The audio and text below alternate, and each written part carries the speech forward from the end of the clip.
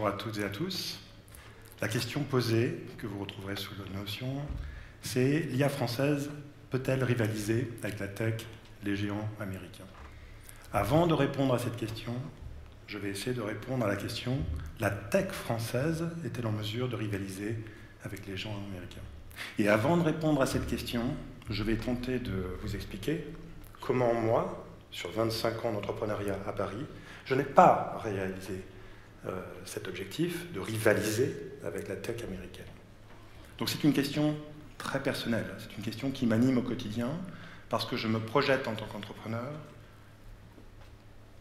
devant nous, c'est-à-dire cette tech qui fait partie de la société, qui construit la société, celle de mes enfants, donc celle de nos enfants, celle des générations à venir.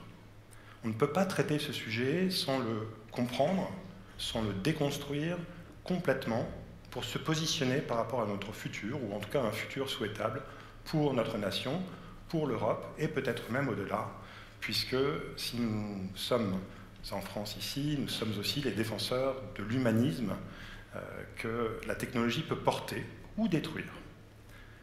Donc je reviens sur cette question, ai-je réussi à créer des entreprises capables de rivaliser avec la tech? Je suis entrepreneur à Paris depuis 25 ans, je code depuis que j'ai l'âge de 10 ans, et pour autant, j'ai échoué. Alors, ne vous inquiétez pas, j'ai réussi mon entrepreneuriat personnel, je vis bien mon entrepreneuriat. Mais au fond, à quoi bon? Puisque je n'ai pas réussi à créer de big tech française, ni européenne, de facto. Mais la tech française non plus. La tech européenne non plus. Donc comment se fait-il qu'avec une structure, une métastructure, une méta-nation comme l'Europe, qui n'est pas encore une fédération, c'est encore un projet, mais comment se fait-il que nous n'arrivions pas à créer ces acteurs qui tirent l'économie vers le haut et qui sont à la table des négociations par rapport au devenir du numérique? Aujourd'hui, il existe les magnifiques 7, qui sont ces entreprises tech américaines, qui valent sur un malentendu 15 000 milliards, alors depuis hier peut-être quelques milliers de milliards en moins, mais pour autant ces entreprises captent tout l'oxygène dans la pièce et déterminent le futur du numérique, et donc déterminent le futur de la société dans laquelle nous vivons, à commencer par les réseaux sociaux, mais en réalité ça commence au niveau des composants, puis le cloud, puis l'applicatif, les réseaux sociaux, etc., etc. Donc je me pose ici aujourd'hui devant vous avec une rage au ventre, c'est celle qui consiste à se dire, voilà, qu'est-ce qu'on peut faire pour exister dans ce monde numérique?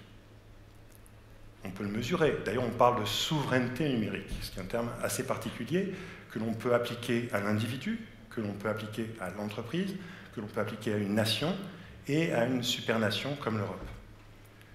La réalité, c'est qu'on parle beaucoup de souveraineté numérique alors que l'on devrait dire, en toute humilité, nous n'avons pas de souveraineté numérique. Ou en tout cas, elle est proche de zéro. D'ailleurs, il existe des études dans le cadre de la French Tech Corporate Community, de France Digital, qui participent à cette mesure. Quelle est la quantité d'achats endogènes? Prenez la quantité d'achats tech en France. Quelle est la partie en chiffre d'affaires fournie par la tech française? Eh bien, je suis désolé de vous annoncer que c'est proche de zéro. On est autour de 1%. Ce 1% fait que nous sommes globalement dépendants d'une technologie qui n'est pas maîtrisée en France, qui est maîtrisée largement aux États-Unis, mais de plus en plus en Chine également. Donc cette équation est insoutenable. Ça veut dire que si nous nous fâchons avec nos partenaires et alliés historiques que sont les États-Unis, et aujourd'hui ce n'est pas tout à fait improbable, alors nous sommes en déficit de souveraineté numérique. Alors avons-nous les talents en France? Évidemment, nous sommes formés en tant qu'ingénieurs, la meilleure école en mathématiques, là encore, historiquement la meilleure. Donc nous avons les compétences intellectuelles. Mais en matière de fourniture de services, l'essentiel est importé en France. On peut réfléchir à des mécanismes qui ont fonctionné aux États-Unis, comme le Small Business Act. Il existe un équivalent européen qui ne fonctionne pas. On peut réfléchir à des quotas qui sont difficiles à implémenter puisque l'Europe est naïve. L'Europe est idéaliste. Ce sont les marchés libres qui ont dicté la copie, et finalement, on se rend compte que le néolibéralisme nous a failli. Nous n'avons pas réussi à créer les conditions pour faire émerger ces champions qui consolident la valeur, qui captent des impôts et qui redistribuent dans l'écosystème, que ce soit pour payer les finances publiques, les autoroutes, l'éducation, la santé publique. Donc ces phénomènes-là sont essentiels et on doit les déconstruire pour pouvoir créer un projet d'entreprise, un projet de société qui intègre ces flux générés par le numérique, qui dégage de la marge de manière assez généreuse par rapport à d'autres industries. D'ailleurs, souvenez-vous, en 2011, c'est Marc Andreessen, qui avait créé le navigateur Netscape, qui disait « Software is eating the world ». C'est-à-dire qu'il avait bien compris et projeté en tant que capital risqueur que c'était la énième copie d'une licence logicielle qui allait générer le maximum de marge. Et donc, Marc Andreessen est devenu capital risqueur en Californie, en focalisant toute son énergie et tous ses capitaux pour capter l'essentiel de la valeur. Mais c'est une valeur exponentielle. Et les Américains ont commencé le capital risque il y a globalement une centaine d'années. Évidemment, ce capital s'est spécialisé dans la tech en Californie. Certains d'entre nous avons cette image fantasmée de la Californie comme le cœur de l'innovation. En réalité, souvenez-vous du film The Social Network qui explique l'histoire de Facebook, on voit très très bien que Peter Thiel, à un moment donné, prend Mark Zuckerberg, l'amène en Silicon Valley, et c'est Peter Thiel qui fait Facebook. La Silicon Valley est un creuset de financement spécialisé sur des générations d'entrepreneurs qui investissent et réinvestissent des capitaux, transfèrent de l'expertise, de la connaissance, et permettent à cet écosystème d'exister, d'accélérer at scale. Si l'on est critique, la France n'a globalement que 2 générations, une vingtaine d'années de capital risque qui alimente l'offre, qui permet de faire émerger des projets, mais si on est impatient, évidemment, on considère que ça ne va pas assez vite. En réalité, il faut être patient parce que ce système-là nécessite peut-être plusieurs générations de fonds, peut-être 5 générations de fonds. Donc s'il faut 50 ans pour créer une big tech, alors il nous manque encore 3 générations. Donc cette offre qui se structure, on peut l'appeler French Tech, on peut regarder le collectif de France Digital, qui rassemble 4000 startups. Eh bien, ce collectif crée des entreprises qui peut-être demain deviendront grandes, mais trop souvent, cette entreprise, évidemment, fera faillite, ou sera rachetée, comme ça a été le cas d'une de mes entreprises, Snips, qui a été vendue à Sonos, pour 40 millions de dollars. C'était raisonnable, tout le monde a récupéré son argent, mais ce n'était pas non plus l'affaire du siècle. Et malheureusement, cette technologie d'intelligence artificielle embarquée, privacy by design, qui était à nos valeurs européennes, a disparu. La propriété intellectuelle appartient à Sonos, une entreprise qui est cotée au Nasdaq. Donc tout ça pour ça. C'est-à-dire qu'on crée des entreprises qui font partie d'un terreau, et donc oui, on participe à ce terreau, et vous êtes nombreux ici à participer à ce terreau, et il faut le faire, mais il faut être patient, et il faut le faire de manière délibérée aussi, savoir qu'on aura des échecs, mais qu'il faut perdurer, et il faut exister aussi.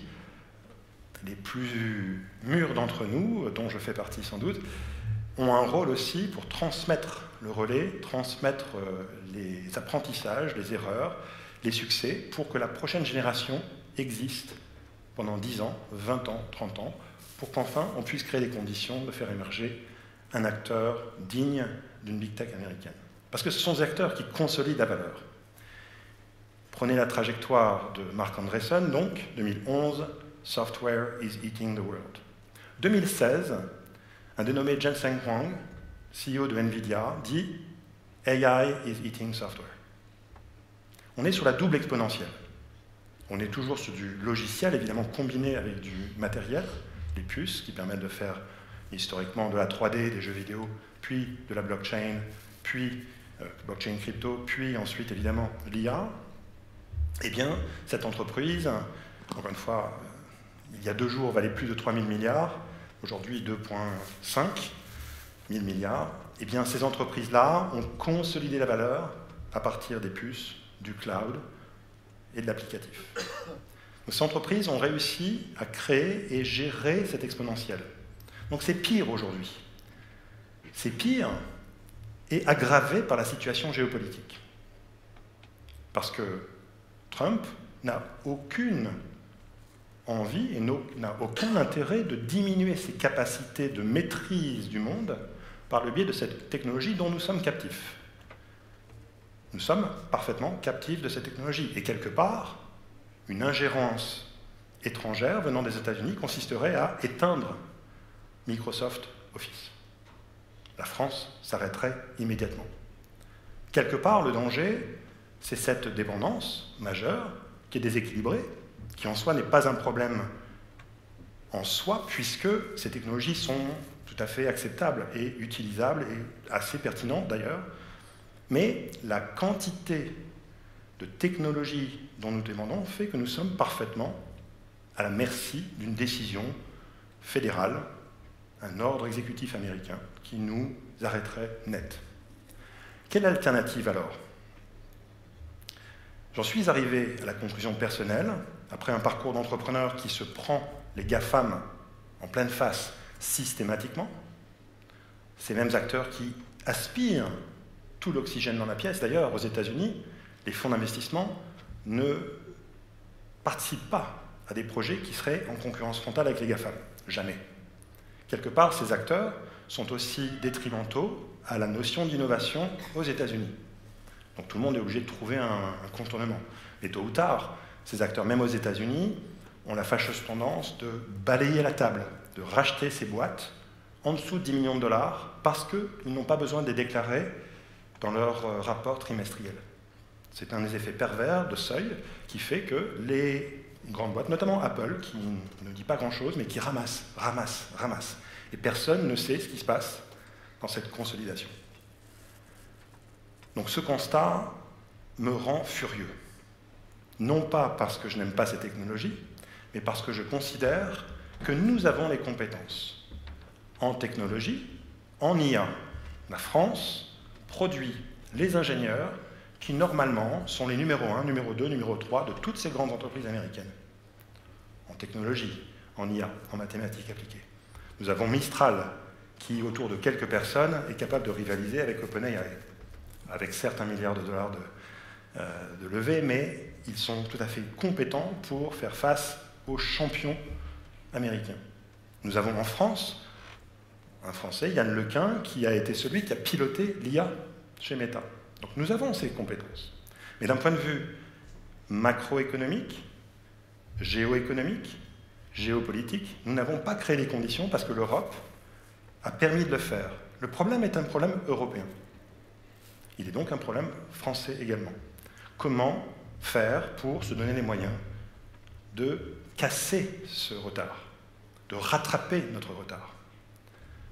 J'ai 53 ans, je suis un opérateur, je suis un entrepreneur, donc je décide aujourd'hui de m'attaquer à un problème qui est dans sa globalité à la fois une recherche de solutions pour la France et pour l'Europe, mais aussi pour casser ce phénomène de polarisation qui n'est tout simplement pas acceptable. Ce n'est pas un sujet de France contre les États-Unis ou la Chine, mais plutôt comment rattraper ce déficit d'une part et comment casser cette domination impertinente. J'en suis arrivé à la conclusion par le biais d'une rencontre. Vous avez ici le product placement, le logo de l'entreprise que j'ai créé récemment et que nous avons créé et dont vous êtes coactionnaire. Je vais vous expliquer. L'INRIA a développé sur une dizaine d'années une technologie de machine learning qui s'appelle Scikit-learn. Ça signifie Scientific Toolkit for Machine Learning. Cette technologie a été téléchargée 2,2 milliards de fois. 80 millions de fois par mois, dont 22% aux US, 25% en Chine, 14% en Inde, 5% en UK, 4% en Allemagne, 3% en France. Technologie open source, utilisée partout dans le monde, par tous les data scientists de la planète. Cadeau. Voilà, c'est le génie français dans sa plus belle expression. Cadeau. Et si on ne faisait pas d'argent avec ça? Donc évidemment, issu d'un laboratoire de recherche qui n'a pas pour vocation de monétiser une telle technologie. Mais l'État français a identifié cet actif, d'ailleurs c'est dans le rapport Villani de 2018, donc c'est un sujet qui entre dans cette dynamique de la French Tech, qui se spécialise, qui identifie des sujets précis, et la France a identifié finalement, par le biais du SGPI France 2030, cet actif qui était quelque part niché au sein d'INRIA, pourtant utilisé partout dans le monde, qui fait que les nations autres que la France dépendent de nous. C'est l'inverse de la souveraineté, c'est les autres qui ont moins de souveraineté grâce à cette technologie que nous maîtrisons. Et donc dans ce projet de stratégie nationale pour l'intelligence artificielle de France 2030, il a été décidé de financer ce projet et donc créer une structure, mais initialement côté INRIA, c'est-à-dire une subvention pour financer un projet d'intérêt général, de créer des communs numériques pour la science des données autour de scikit-learn et de tous ces chercheurs qui sont brillantissimes. Encore une fois, nous avons probablement les meilleurs chercheurs en mathématiques appliquées pour l'IA. Postscriptum du SGPI de France 2030. Il y aura des dizaines de millions à la clé, mais soyez à l'équilibre. Et là, les chercheurs disent, c'est quoi l'équilibre? Je caricature un petit peu. Donc ils sont venus me chercher, et la rencontre était merveilleuse, puisque ce projet est potentiellement d'envergure, et déjà d'envergure internationale, largement distribuée, et ce projet correspond à ma conclusion, qui est que pour rattraper notre retard, peut-être que nous n'avons pas d'autre choix que d'adopter l'open source. L'open source est quelque chose d'assez particulier, dont certains pensent qu'il ne peut pas être exploité pour créer du business. Certains pensent que l'open source n'est pas la bonne technologie à adopter lorsqu'on est un DSI, parce que c'est une communauté qui gère et on ne la maîtrise pas. Peut-être que c'est parce qu'il y a des failles de sécurité. En réalité, Microsoft est plus hacké que les projets open source. C'est qu'une question de surface d'attaque.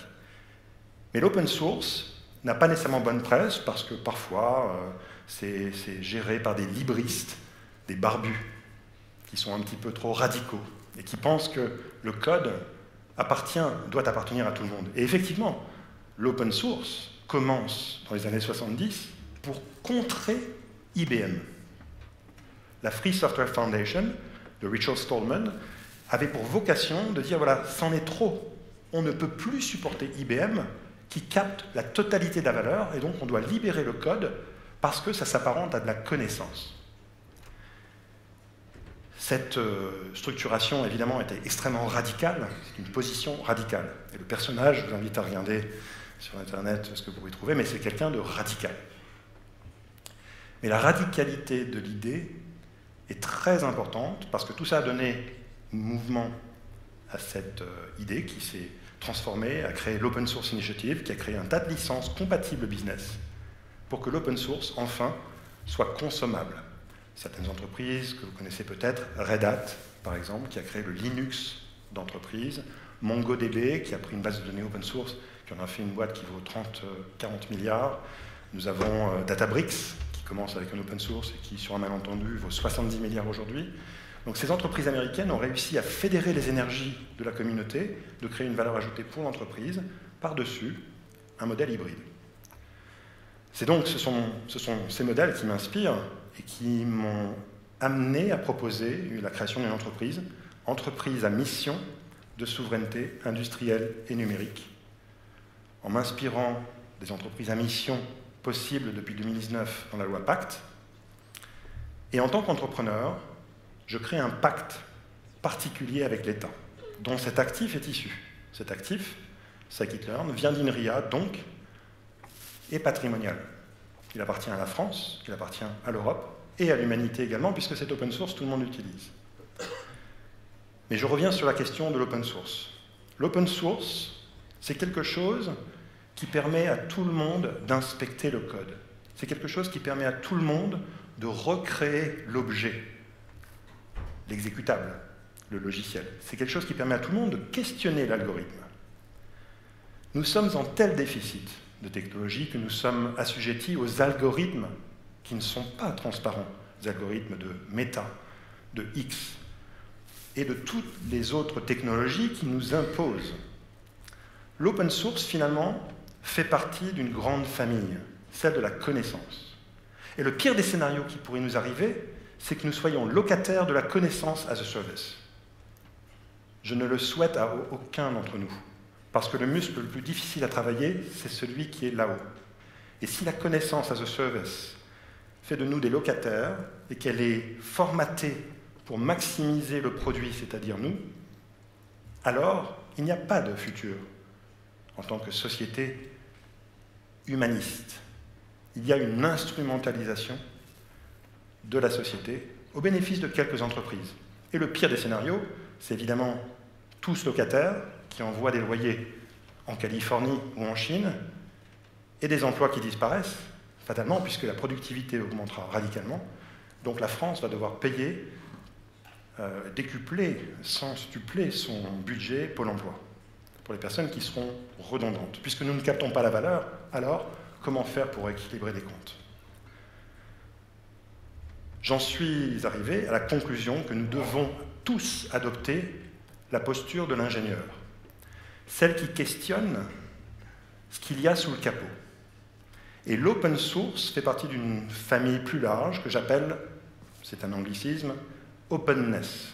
Et dans openness, il y a effectivement la connaissance, l'open science, l'open source, l'open data, l'open standards, l'open weights, que sont les codes packagés dans les LLM, par exemple, Llama 2 de Meta.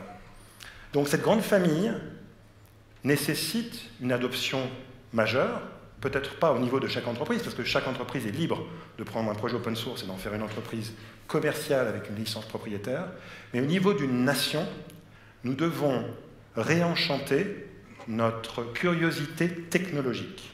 Nous avons une société qui est bien formée. Nous avons les ingénieurs qui permettent de le faire. Alors pourquoi ne pas commencer à exiger de pouvoir soulever le capot? C'est une proposition de politique industrielle et numérique, bien évidemment. En tant que probable, ce sera évidemment mon combat au quotidien de fournir des dividendes sociétaux par l'open source, mais aussi des dividendes financiers par le biais d'une entreprise performante. Ça, c'est l'objectif. Mais au niveau de la société, je vous invite tous ici à ressentir cette frustration que j'ai, et je prendrai tout le temps qu'il faut pour la partager, cette frustration, pour que nous réenchantions notre curiosité technologique à soulever chaque pierre, pouvoir comprendre chaque algorithme, exiger de la transparence. Mais c'est un nouveau muscle à développer. Il va falloir un petit peu de temps, mais je pense que notre société en dépend. Notre objectif, évidemment, c'est d'exister dans ce monde futur. Si on est technophile ou technologue, il faut adopter cette posture stratégique dès aujourd'hui et donc demander, exiger, voire même challenger nos prestataires pour qu'ils fournissent une technologie qui est transparente, compréhensible, open, tout simplement. Donc bienvenue dans le monde de l'open, si vous me rejoignez dans ce combat. Merci.